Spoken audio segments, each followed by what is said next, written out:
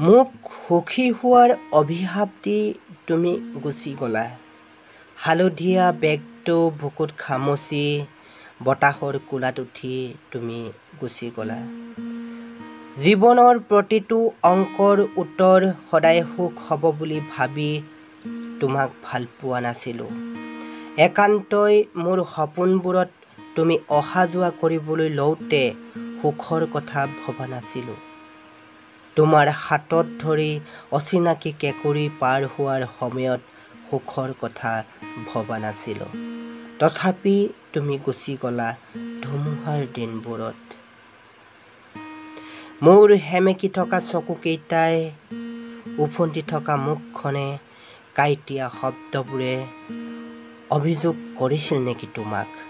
কৈছিল নেকি মই সুখী নহয়? এবাৰ মোক সোধা হ'লে বুজি পালা হয়।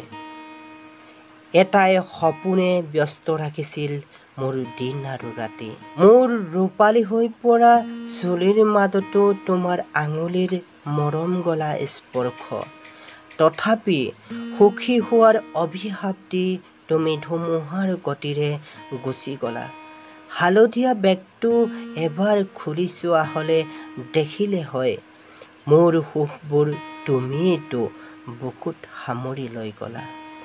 এবাৰ ঘূৰি চোৱা হ'লে দেখিলে হয়, তোমাক হেৰুৱাই মই এজোপা এজাৰ হৈ পৰিছোঁ। কোৱা এতিয়া কেনেকৈ মই সুখী হ'ম? কোৱা।